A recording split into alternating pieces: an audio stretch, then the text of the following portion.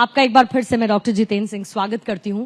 और क्योंकि मौका है सेलिब्रेट करने का, बधाइयां देने का, तो सबसे पहले तो मौका मैं भारत 24 के 2 साल पूरे होने का, जिसका जिक्र इस मंच से करना चाहूंगी, क्योंकि इन 2 सालों के सफर में आपका योगदान, आपका साथ भारत 24 के मंच पर नजर आया।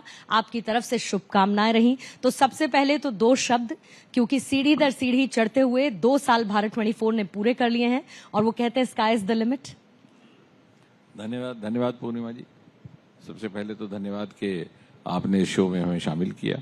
और जैसा आपने कहा कि 2 साल मुकम्मल हुए हैं जेसी जी के क़यादत में, उनके नेतृत्व में, लेकिन इस 2 साल के छोटे से अंतराल में जितना सफर तय किया है वो कई सालों का है।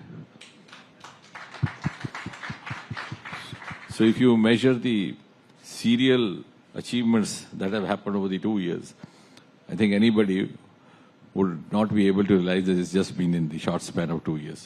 वो सबसे बड़ी उपलब्धि है। और जिस प्रकार से आपने अपने श्रोताओं, अपने दर्शकों के मन में विश्वसनीयता भी कमाई है, उनका स्नेह भी पाया है, और जेसी जी की जो टिप्पणियां हैं, जिस तरह से वो प्रमाणित हुई हैं समय समय पर, I think that adds value as well as credibility to this channel. Absolutely sir.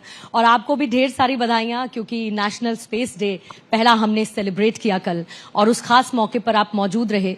न सिर्फ स्पेस क्रांति किस तरीके से भारत करेगा, कैसे स्पेस में भारत ने तिरंगा फहराया है, न सिर्फ इसका जिक्र किया, बल्कि एक और भविष्यवाणी आपकी तरफ से कर दी गई कि 2040 में चांद पर उतरेगा भारतीय। सबसे पहले इस विजन के बारे में मैं आपसे जानना चाहूंगी। मुझे अच्छा लगा कि आपने ये विषय लिया। सच पूछिए तो मुझे लगता है कि space is a success story of the 21st century India. और पिछले 3-4 वर्षों में जिस प्रकार से एक क्वांटम लीप हुआ, जिस तीव्र गति से प्रगति हुई है, वो अपने आप में एक केस स्टडी है। और हमारे यहाँ कोई प्रतिभा की कमी ना थी, योग्यता की कमी ना थी, परिश्रम करने का मादा भी था हमारे वैज्ञानिकों में, आंखों में सपने भी थे, अरमान भी थे दिल में। आपने देखा होगा पुरानी तस्वीरें, अगर आप संग्रहालय में जाएं तो सारा भाई बाईसाइकिल के कैरेज पर अपना सामान लेकर के जाते थे। लेकिन जो अभाव था वो अनुकूलता का, वो अनुकूलता जो नीति निर्धारकों के स्तर से अपेक्षित होती है, the kind of enabling milieu which is expected from the political leadership, from the policy planners, that was lacking, and that was made up after prime minister Modi came in. क्योंकि 60-70 वर्ष तक हमारा स्पेस सेक्टर एक constraint में काम करता रहा, under the constraint of lack of resources. और 3-4 वर्ष पहले मुझे विश्वास है और धन्यवाद भी करना है कि प्रधानमंत्री जी ने हमें अनुमति दी कि हम श्रीहरिकोटा के फाटक खोल डालें, और इतना अधिक दिलचस्पी और निवेश प्राइवेट सेक्टर ने उसमें दिखाया है। मुझे लगता है कि मात्र 8 महीने में, 1 अप्रैल से लेकर के 31 दिसंबर 2023 में हमारे पास 1000 करोड़ से अधिक प्राइवेट निवेश हुआ। हमारे यहाँ ऐसे 3 या 4 साल पहले केवल 1 या 2 स्टार्टअप हुआ करते थे स्पेस सेक्टर में, आज बढ़कर के लगभग 300 हो गए। और उनमें से हमारे जो कई एक ऐसे स्टार्टअप्स हैं जो विश्व स्तर के हैं। और हालांकि जैसे कि बहुत कम बार ये बात ध्यान में आती है कि इसरो का जन्म सन 1969 में हुआ था, और वो साल इतिहास में स्मरण किया जाता है जब अमेरिका ने पहला मानव चांद की धरती पर उतारा था, नील आर्मस्ट्रांग, और हमारा अभी जन्म हो रहा था। लेकिन आज हम दूसरे देशों से पहले चांद के साउथ पोल पर पहुंच गए। Absolutely. तो मैंने जैसे कल भी, आप बजा लीजिए ताली, अच्छी बात है, तो बजनी भी चाहिए, because it's not for us, it's for those brilliant brains. So in spite of the constraints of the resources they could make up, so they made up for the material resources through their human resource. And एक उससे हट करके एक ये उपलब्धि है कि चंद्रयान की जब लैंडिंग हुई है 30 अगस्त को, तो उससे सारे देश में वो लोग भी जिनका स्पेस सेक्टर से कोई सीधा सीधा ताल्लुक नहीं, जो उसके स्टेक होल्डर नहीं, जिनका कोई शायद जानकारी भी नहीं, उनको एक सेंस ऑफ एस्टीम आया कि yes, now India can do it. And that's why you saw, I think virtually every citizen of India was glued to the television.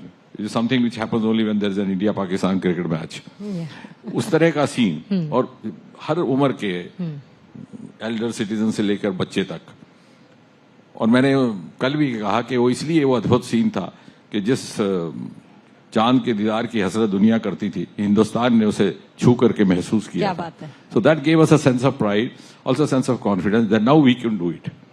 And that's why पिछले 3-4 सालों में हमारी space economy has become an important component of discussion, which was hardly a discussion. हमारे वित्त मंत्री जी ने अपने budget speech में कहा कि अगले 10 वर्षों में स्पेस इकोनॉमी 5 गुना बढ़ जाएगी। कभी इसका उल्लेख किसी बजट में नहीं आता था। It didn't find that kind of a prioritisation, लेकिन वो इसलिए she had the confidence to say that the manner in which we have started going. आज हम $8 बिलियन है। हमारा अनुमान है कि अगले 10 वर्ष में हम लगभग $44 बिलियन हो जाएंगे और सन 2047 तक हम लगभग $100 बिलियन, और उससे पहले जैसे आपने कहा कि एक हिंदुस्तानी चांद की धरती पर पहुंच चुका होगा सन 2040 तक। आपने स्पेस क्रांति की बात की। आजकल कोई और भी है जो बड़ी क्रांति की बात करता है, और वो क्रांति की बात होती है जम्मू कश्मीर में। मसलन लोकतांत्रिक ढांचे के तहत जम्मू कश्मीर में इंतजार था चुनावों की तारीखों का ऐलान वो हो चुका है। तो सबसे पहले तो जम्मू कश्मीर में चुनावों को लेकर बीजेपी की तैयारी पर मैं आपसे जानना चाहूंगी कि किस तरीके से आप तैयारी को लेकर आगे बढ़ रहे हैं, फिर उस पर जो राजनीति हो रही है उस पर बात करेंगे। नहीं, जहां तक भारतीय जनता पार्टी की तैयारी का ताल्लुक है, मुझे लगता है कि उस सवाल का कोई बहुत ज्यादा माने नहीं, क्योंकि भारतीय जनता पार्टी 24/7/365 हम हर समय हर तरह के चुनाव के लिए तैयार रहते हैं, चाहे वो विधानसभा का, लोकसभा का, पंचायत का। हमारे कार्यकर्ता को सोए हुए जगा लीजिए तो सोए झंडा उठा करके निकल पड़ेगा अभियान पर। So we are grilled like that. ऐसा नहीं है, शायद दूसरी पार्टियों में होता है कि जैसे चुनाव आया तो उनके वो। लेकिन having said that, Jammu Kashmir के संदर्भ में मुझे लगता है कि एक बहुत बड़ी उपलब्धि which even goes beyond the party lines is कि आपने देखा इस बार लगभग 60% मतदान हुआ, और पिछले 25-30 वर्ष 8-10% केवल हुआ करता था। और मैंने तो एक बार संसद में कहा भी था कि शायद कोई ऐसा नियम लाने की आवश्यकता हो कि there should be a minimum threshold कि कितने वोट परसेंटेज हो तो एक सांसद को मान्यता दी जाए सांसद होने की, क्योंकि एक कॉन्स्टिट्यूंसी में जब लगभग कम से कम 18-19-20 लाख वोट होते हैं तो 8-9% वाला does not have the representative character. लेकिन होता क्या था कि वहां जो वंशवाद के अंतर्गत जिन लोगों ने अपनी प्रभुसत्ता जमाए रखी थी, वो चाहते ही नहीं थे कि माहौल खुले, और थोड़े बहुत वोट डाल के कहीं इधर से उधर से मैनेज करके 7-8% से पीढ़ी दर पीढ़ी उनका राज चलता रहता। अब देखिए माहौल खुला है तो इसका अर्थ ये हुआ कि आम जम्मू कश्मीर का जो नागरिक है, कश्मीर घाटी में भी रहने वाला, उसकी लोकतांत्रिक आकांक्षा जागी। The first time this is he has found an outlet for his democratic aspiration. और बल्कि एक दो बार तो ऐसा हुआ है, मुझे लगता है शायद चौथा फेज था वो लोकसभा का, कि देश भर में एवरेज वोटिंग था लगभग 60%, उतना ही वहां भी था। और खास तौर पर बारामूला और इन सब जगहों पर वोटिंग परसेंटेज बहुत अच्छा गया। और दूसरी बात यह कि जहां तक लोकतंत्र का ताल्लुक है, पहली बार वहां जिला परिषदों का गठन हुआ इन्हीं 10 वर्षों में प्रधानमंत्री मोदी जी के आने के बाद। और वो पार्टियां जो दुहाई दिया करती थी ऑटोनॉमी की, सेल्फ रूल की, नामालूम किस प्रकार से लोगों को गुमराह करती हैं, क्योंकि अगर आप पॉलिटिकल साइंस पढ़ें तो ग्रास रूट डेमोक्रेसी ही सेल्फ रूल है। जो लोकतंत्र जन्मा धरती से ही ना हो तो वो सेल्फ रूल कैसा, तो शायद self rule of the self हो गया था वो। अब पहली बार लोगों को एहसास हुआ। इसी प्रकार पंचायतें, तो पंचायत का एक बहुत एक अक्सर एक ऐसा अमेंडमेंट है जिसका अक्सर जिक्र किया जाता है, 73-74 अमेंडमेंट, जिसके तहत ये प्रावधान लाया गया था कि केंद्र से जो राशि निश्चित की जाती है स्थानीय इकाइयों के लिए, पंचों, सरपंचों, पंचायतों के लिए, वो प्रदेश सरकार के पास या राज्य सरकार के पास ना जाकर के सीधा उन प्रतिनिधियों के पास जाएगी, ताकि उन्हें ये प्रेरोगेटिव रहे कि किस प्रकार से उसका वितरण करना। वो सारे देश भर में लागू किया गया, लेकिन जम्मू कश्मीर में लागू नहीं हुआ, बावजूद इसके कि ये प्रावधान लाने वाली कांग्रेस सरकार थी। राजीव गांधी जी के समय में आया था और उन्हीं की सरकारें वहां पर भी रहीं, लेकिन एक वेस्टेड इंटरेस्ट था। तो मुझे लगता है कि पहली बार लोकतंत्र क्या होता है इसका एहसास करवाने का काम भी मोदी जी ने ही करवाया है पिछले 10 वर्षों में। जी। लेकिन आजकल कुछ तस्वीरें और आ रही हैं जम्मू कश्मीर से। तस्वीरें आ रही हैं किसी के वाजवान खाने की, किसी के आइसक्रीम पार्लर में एंजॉय करने की, लाल चौक की तस्वीरें हैं, और वो तस्वीरें हैं राहुल गांधी की। लेकिन उसके बावजूद आप ये कह देते हैं कि सत्ता के लालच में देश की सुरक्षा के साथ समझौता कर रही है कांग्रेस, क्योंकि वो नेशनल कॉन्फ्रेंस के साथ अलायंस करने जा रही है। ऐसा क्यों? इन दो ही जो पहलू आपने छेड़े हैं इन्हीं में उत्तर भी है। जी। आज यदि राहुल गांधी आइसक्रीम खाते हैं लाल चौक में या आधूज में जाकर के डिनर खाते हैं, तो वो व्यवस्था और वो वातावरण स्थापित करने का कार्य भी मोदी जी के ही द्वारा हुआ। क्योंकि आप इन्हीं से पूछ लीजिए कि आज से 15-20 वर्ष पहले कभी इस प्रकार का साहस करते कि लाल चौक से होकर के गुजरते। अब यकायक बिना किसी योजना बनाए हुए, बिना किसी प्लान के मूड करता है कि मैंने आज होटल ललित में ठहरे हैं, वहां खाना नहीं खाएंगे, आधूस का कबाब खाएंगे, तो उठ करके चल पड़ते हैं। And there are no security issues. So ये सारा जो बदलाव आया है, I think Rahul Gandhi should have thank prime minister Modi after the dinner कि ये आपकी बदौलत है। और दूसरी बात रही कि जैसे आपने कहा कि देश की सुरक्षा, सत्ता के लालच में देश की सुरक्षा के साथ समझौता, उसमें ये जो अलायंस है, ये इसमें आइडियोलॉजिकल कॉन्ट्रडिक्शंस हैं और धीरे धीरे लोगों की समझ में आएंगी। जैसे मैंने संसद में भी एक बार कहा था, बल्कि जब 4 अगस्त 2019 को बहस चल रही थी राज्यसभा में और कांग्रेस वाले बहुत ज्यादा विरोध कर रहे थे, तो मैंने राज्यसभा में कहा था कि मुझे बाकी बात तो रही, लेकिन मुझे ये नहीं समझ आया कि कांग्रेस को किस बात का इतराज है कि उन्हीं के होते, उन्हीं के अनुमोदन से संविधान में लिखा गया था कि टेम्पररी प्रोविजन। और उस चर्चा के दौरान डॉक्टर श्यामा प्रसाद मुखर्जी ने पंडित नेहरू से कहा था कि क्या हम ऐसा नहीं लगता कि इस बात पर पुनः विचार कर लिया जाए, अनुच्छेद 370 पर। तो नेहरू जी ने, वो जैसे हिंदुस्तानी में बात करते हैं, उन्होंने कहा ये दफा 370 घिसते घिसते घिस जाएगी, आप इसकी चिंता ना करो। यानी जिसको वो मानते थे घिसते घिसते घिस जाएगी, उसको कांग्रेस वाले नहीं घिसा सकते। तो मैंने कहा आपका अधूरा काम हमने पूरा कर रखा है, आपको तो शुक्रिया अदा करना चाहिए। एंड देयरफॉर कांग्रेस कभी खुल के ये नहीं बताती घाटी में कि वो 370 के पक्ष में है कि उसके विरोध में है, जबकि नेशनल कॉन्फ्रेंस का ये कहना है कि अगर हमारा बस चले तो हम 370 को दोबारा बहाल कर देंगे। अब ये जैसे I don't know how long this marriage of convenience is going to last और whether it all is going to last. और धीरे धीरे इसकी कॉन्ट्रडिक्शन समझ में भी आएगी लोगों में कि इट्स जस्ट फॉर कन्वीनियंस। लेकिन अलग झंडा, इसकी वकालत नेशनल कॉन्फ्रेंस करती है, 370 की बहाली की बात करती है, और आपकी तरफ से एक बहुत बड़ा कदम 370 को एब्रोगेट करने के साथ हटाया गया। लेकिन पॉलिटिकल पार्टीज में और खासतौर से रीजनल पार्टीज में अकम्पनीड बाय कांग्रेस ये 370 की बरकरार क्यों है? उनका नुकसान क्या है इसमें कि 370 एब्रोगेट हो गया? सच पूछिए तो जो बात अनकही है इनके द्वारा वो ये है कि 370 का नुकसान और किसी को नहीं, इन्हीं पार्टियों के व्यक्तिगत तौर पर नेताओं को हुआ है। मुझे तो लगता है कि जो आम नागरिक है, घाटी में भी श्रीनगर की गली कूचों में चलने वाला, वो भी इसका लाभार्थी है। उसके लिए फिजा खुली है, उसके लिए अनेकों अवसर खुले हैं। लेकिन होता क्या था, ये जो अपेरेंट प्रोटैगनिस्ट ऑफ 370 हैं, जो कहते हैं कि 370 रहनी चाहिए दोबारा, they were actually the beneficiaries, they were the abusers of 370। अब मैं आपको एक छोटा सा उदाहरण देता हूं, नहीं तो ये सारा दिन चर्चा चलती रहेगी। 1975 में जब इंदिरा जी ने इमरजेंसी लागू की तो बहुत सारे अमेंडमेंट्स आए थे, जो उस समय ऑब्जर्वर्स थे उनको याद होगा। One of the amendment was very infamous, 42nd 43rd amendment, जिसमें एम्बलम बदला, जिसमें सेक्युलरिज्म शब्द इस्तेमाल हुआ। उसी के तहत उन्होंने लोकसभा और विधानसभा का अवधि काल 5 साल से बढ़ा करके 6 साल कर दिया, क्योंकि उनके पास इंटेलिजेंस रिपोर्ट्स थी कि इस समय वातावरण अनुकूल नहीं है कांग्रेस पार्टी के लिए, और अधिकतर राज्यों में उस समय कांग्रेस की सरकार थी। जम्मू कश्मीर में उस समय नेशनल कॉन्फ्रेंस की सरकार थी, शेख अब्दुल्ला उस समय मुख्यमंत्री थे। तुरंत उस प्रावधान को अपना लिया गया, because they had the prerogative to adopt और not to adopt a central law. लेकिन ये बना तो उन्होंने एक दिन नहीं लगाया। फिर सन 1977 में सत्ता परिवर्तन होता है, मोरारजी भाई प्रधानमंत्री बनते हैं, और ये देखा गया, ये तय हुआ कि नहीं, ये प्रावधान लोकतांत्रिक मूल्यों के अनुकूल नहीं है, उसे रिवर्स किया। I think that was 45th और 46th अमेंडमेंट। और 77 के बाद ही देश भर की विधानसभाओं और लोकसभा का टर्म, टेन्योर, अवधि काल वापस मुड़ करके 6 साल से 5 साल हो गया। लेकिन जम्मू कश्मीर ने उस समय वो सेंट्रल लॉ नहीं बनाया, तब उन्हें 370 दिख गया, क्योंकि उन्हें लगा कि सत्ता में बड़े रहने के लिए 1 साल और मिल रहा है, तो अब हम 370 की आड़ ले लें।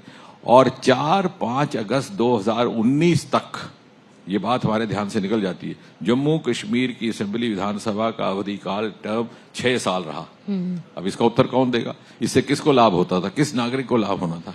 तो कहने का तात्पर्य ये कि जो 370 की पैरवी करते थे वो इसके लाभार्थी थे, और इसीलिए भले ही नेहरू जी ऑन रिकॉर्ड कह गए कि ये अस्थायी है, घिस जाएगा, उनके अनुयायियों ने समझा कि हमारा वेस्टेड इंटरेस्ट है इसको स्थायी बने रहने के लिए।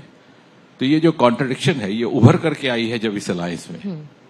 लेकिन सर, जब नेशनल पॉलिसी की बात करते हैं और खासतौर से राष्ट्रीय सुरक्षा की बात करते हैं, तो पाकिस्तान को लेकर भारत की पॉलिसी क्या है वो बहुत क्लियर है, स्ट्रेट फॉरवर्ड है, और उसमें किसी को कोई कंफ्यूजन नहीं होना चाहिए। लेकिन नेशनल कॉन्फ्रेंस एक ऐसी पार्टी है जो एलओसी ट्रेड की बात करती है। जब कांग्रेस उनके साथ अलायंस की बात करती है तो फिर तो ये सवाल उठेगा कि एलओसी ट्रेड में क्या साथ नेशनल कॉन्फ्रेंस के कांग्रेस है। और फिर जब हम कहते हैं कि आतंकवाद और वहां से पोषित होता आतंकवाद जिसको हम सिरे से खारिज कर देंगे, अगर ऐसी पार्टीज अस्तित्व में आती हैं और ये फैसले ले लेती हैं जो उनके घोषणा पत्र में है, हाउ डैमेजिंग इज इट? नहीं, निश्चय जैसे जैसे चुनाव आगे बढ़ेगा कांग्रेस के नेताओं को इन प्रश्नों के उत्तर देने भी पड़ेंगे, और एक बार फिर से ये प्रमाणित होता है कि कांग्रेस की नीतियां और उनका स्टैंड हर राज्य में हर समय में अलग अलग रहा, और ये शुरू से ऐसा इतिहास है। हमने वो जमाना भी देखा आज से 40-50 वर्ष को महाराष्ट्र में शिवसेना के साथ गठबंधन होता था और केरला में मुस्लिम लीग के साथ। अब वहां वो एक तरह के सेक्युलर, वहां वो दूसरी तरह के सेक्युलर, तो it was rather more of a political secularism. अब यहां पर भी अब वो इस बात को छेड़ते ही नहीं कि साहब वो 370 को वापस लाएंगे कि नहीं लाएंगे, एलओसी का लेकर के या पाकिस्तान को लेकर के उनका क्या रवैया रहेगा। जबकि नेशनल कॉन्फ्रेंस की ये मजबूरी है कि अगर वो ये ना कहे तो उसका जो कोर वोट बैंक है घाटी का, उस पर प्रभाव पड़ता है। ये नहीं कह सकते कि whether they actually mean it. अगर उनको कह दिया जाए आप पाकिस्तान जाएंगे तो कतई नहीं जाएंगे, वो हिंदुस्तान में रहकर के ही पाकिस्तान का लाभ करेंगे। लेकिन उनकी अपनी मजबूरी है, the political appeasement of their core constituency. और कांग्रेस की मजबूरी यह है कि उसने भारतीय जनता पार्टी के खिलाफ भी लड़ना है और वहां पे भी थोड़ा बहुत, क्योंकि वो ना इधर के ना उधर के। तो कहने का तात्पर्य ये कि एक बार पुनः जम्मू कश्मीर के चुनाव के माध्यम से कांग्रेस पार्टी फिर से अपने आप को बेनकाब कर रही है, और इसका असर उनके ऊपर देश भर में पड़ने वाला है। जम्मू कश्मीर में तो उनकी जो हालत होगी होगी, लेकिन देश भर में इससे उनका सही चेहरा क्या है ये सामने आएगा। आपने राहुल गांधी कांग्रेस पार्टी की मजबूरी की तो बात कर ली, लेकिन बीजेपी की ऐसी स्ट्रैटेजी क्या है जम्मू कश्मीर चुनाव को लेकर जो आप अकेला चलो की नीति पर चल रहे हैं, और खास तौर पर तब जब अलायंस ये कह रहा है पीडीपी के लिए भी कि आइए आपके लिए दरवाजे खुले हैं? नहीं, ऐसा है कि भारतीय जनता पार्टी की नीति में और उसके मैनिफेस्टो में एक तरह की निरंतरता है, कंसिस्टेंसी, जो किसी और पार्टी में नहीं। हम 370 को हटाने की बात उस समय भी करते थे जब हमारी सरकार कहीं ना थी, ना केंद्र में ना प्रदेश में। और डॉक्टर श्यामा प्रसाद मुखर्जी के जमाने से लेकर के 1992 में जो 52 में जो पहला चुनाव हुआ है जिसमें मुखर्जी ने भाग लिया था, तब से हमारे मैनिफेस्टो में है। बल्कि हमारी निरंतरता और हमारी कंसिस्टेंसी का ये आलम था कि हमारे विरोधी हम पर तंज करते थे। जब हम कहते हैं कल हमारा मैनिफेस्टो रिलीज होने वाला, कहता था हमें मालूम है इन्होंने यही कहना है, 370 हटाएंगे, फिर इन्होंने कहना है राम मंदिर बनाएंगे, फिर साथ ही ये कहेंगे डेट दोनों की नहीं बताएंगे। तो वो तो हमारा मजाक करते थे। लेकिन जब वक्त आया और ऐसे जब गठबंधन सरकार थी वाजपेयी जी की, तब भी ये सवाल उठा कि साहब अब 370 कहते हैं, और तो वाजपेयी जी ने कहा कि जिस दिन बहुमत होगा होगा। और मोदी जी के हिस्से में शायद परमात्मा ने ये काम सौंपा था, और जैसे ही मोदी जी को बहुमत में अपनी नेतृत्व सरकार बनाने का मौका मिला, ये कर देखा। तो हमारा मैनिफेस्टो कभी बदला नहीं है, क्योंकि उसकी बॉटम लाइन है नेशनलिज्म, राष्ट्रवाद, देशभक्ति और साथ ही साथ विकास। आपने थोड़ी देर पहले मैरिज ऑफ कन्वीनियंस की बात की थी, तो बस मैं इतना पूछना चाहती हूँ, और बहुत स्ट्रेट फॉरवर्ड सवाल है, क्या पीडीपी के साथ दोबारा जाने का बीजेपी का कोई भी ऑप्शन ओपन है जम्मू कश्मीर इलेक्शंस के बाद? ऐसा नहीं है, और इसकी जरूरत भी नहीं पड़ेगी जी, क्योंकि हम अपने तौर पर ही सामर्थ्य रहेंगे। लेकिन ये कह रहे हैं लोग कि डीलिमिटेशन कुछ इस तरीके से किया गया जिसका फायदा आप ही को मिलेगा, क्योंकि जम्मू संभाग में सीटें ज्यादा बढ़ी, कश्मीर में मात्र एक। आपको पता है जम्मू संभाग में आपका वोट परसेंटेज ज्यादा है, कश्मीर में कम। नहीं, बल्कि इसके देखिए अभी भी जम्मू संभाग में 43 सीटें और वहां पे 48 हैं, अभी भी कश्मीर में अधिक है। लेकिन हुआ क्या था कि ओवर द इयर्स तुष्टीकरण की राजनीति के चलते, क्षेत्रीय भेदभाव की राजनीति के चलते, एक equality, so called equality and वो सारी बड़ी बड़े फलसफे लोगों को में डाल करके जम्मू संभाग से भेदभाव किया गया था। आपको मैं छोटा सा उदाहरण देता हूं। एक बार डिस्ट्रिक्ट रीऑर्गेनाइजेशन कमेटी बनाई गई, लगभग सन 2005 या 6 की बात होगी, और तब भी ये मांग थी कि जम्मू संभाग में जिलों की कमी है और बड़े बड़े जिले हैं। एक डोडा का जिला हुआ करता था जिसके अब 3 बन गए, एक कठुआ का जिला, यानी वो इंटरनेशनल बॉर्डर से लेकर के दूर तक। तो इसलिए पॉलिटिकली और administratively these are not manageable. जब कमेटी बनाई गई थी इस नियत के साथ, इस मांग के साथ कि इंसाफ किया जाएगा, तो इन्होंने क्या किया कि जम्मू को 10 जिले दे दिए और वहां पर भी बढ़ा करके 10 कर दिए जी। कि साहब हम तो बराबरी कर रहे हैं, जबकि वहां जरूरत ही नहीं थी। आप श्रीनगर एयरपोर्ट पर लैंड करते हैं तो एक जिला है, एयरपोर्ट से 1 किलोमीटर बाहर आते हैं दूसरा जिला शुरू हो जाता है। तो कहने का तात्पर्य ये कि ये चाहते थे, and they wanted this to make it very apparent to their core constituency कि देखिए हम जम्मू के साथ भेदभाव इसलिए कर रहे हैं क्योंकि हम आपको प्राथमिकता देते हैं जी। और इसलिए बरसों तक जम्मू क्षेत्रीय भेदभाव का शिकार रहा बहुत से। और ये उनकी प्रवृत्ति इस हद तक पहुंची कि जो राष्ट्रीय महत्व के प्रोजेक्ट्स थे वो भी इसका शिकार हुए। बड़ा छोटा सा उदाहरण है, हमारा शाहपुर कंडी का एक प्रोजेक्ट है, राष्ट्रीय परियोजना इंडस वाटर ट्रेटी के तहत, जिसमें चिनाब, सतलुज और व्यास हमारे हिस्से में आए थे 3 नदियां, और 3 नदियां पाकिस्तान के हिस्से में गई थी, जिनमें रावी, सतलुज और व्यास हमारे हिस्से में आए थे, और चिनाब, सिंधु और झेलम उनके, और सबसे बड़ी नदी हमारी रावी थी। उसके ऊपर जो प्रोजेक्ट बनता है इंटरनेशनल बॉर्डर के पास, कठुआ पठानकोट के लगभग करीब, उसके तहत पाकिस्तान को जो रावी का पानी जा रहा था वो हमारे काम आना था, हमारी सिंचाई के कारण, हमारी बिजली इजाद करने के लिए 40 बरस तक उसे रोक के रखा गया जी। ये तो मोदी जी जब आए उनके आगे बात रखी गई, तो अब वो प्रोजेक्ट रिवाइव हुआ जी। कहने का तात्पर्य यह कि इस तुष्टीकरण और क्षेत्रीय भेदभाव की राजनीति ने इन्हें इस कदर मजबूर कर दिया कि ये राष्ट्रीय हित के साथ भी समझौता करने लगे। और उसके विपरीत ये समझते थे कि लोग इतने मूर्ख हैं कि जब भी पाकिस्तान से फायरिंग होती तो उठ करके खड़े हो जाते और कहते हैं पाकिस्तान का पानी रोक दो, बिना ये सोचे हुए कि अपना पानी भी पाकिस्तान जा रहा है। तो ये, लेकिन अब समय बदला है, लोगों में जागरूकता, ये thanks to the awakening channels like you. आज मैं बात कर रहा हूँ, इससे पहले कि मेरा वाक्य खत्म हो अभी तक कोई बच्चा उठा करके गूगल से चेक करके कह देगा ये झूठ बोल रहा है, ये नदियां उनकी हैं, ये नदियां उनकी हैं। ये वो जमाना जाता रहा जब नेता दिन में 10 भाषण देते थे, शाम तक वो भी भूल जाता था सुबह क्या होगा, और जनता भी भूल जाती थी। अखबार में तीसरे दिन आता था बयान, तब तक लोग पढ़ते नहीं थे। सो इट्स नाउ, बल्कि मैं अभी कह रहा था किसी से, the politician is still trying the tricks of last election. The voter has moved on. और इसलिए आपने देखा कि वोटर कभी कभी ऐसे नताइज देता है जो शायद बहुत सारे हमारे ये जो पोल रिव्यू होते हैं और वो उनको भी वो हला देता है। एक बहुत quick question sir, wind up करना है मुझे बांग्लादेश की स्थिति पर, और दूसरा प्रधानमंत्री, क्योंकि रूस और रूस के बाद यूक्रेन में मौजूद रहे, सब कह रहे हैं कि शांति दूत की मौजूदगी थी यूक्रेन में, कीव में, और वहां से शांति का संदेश आया।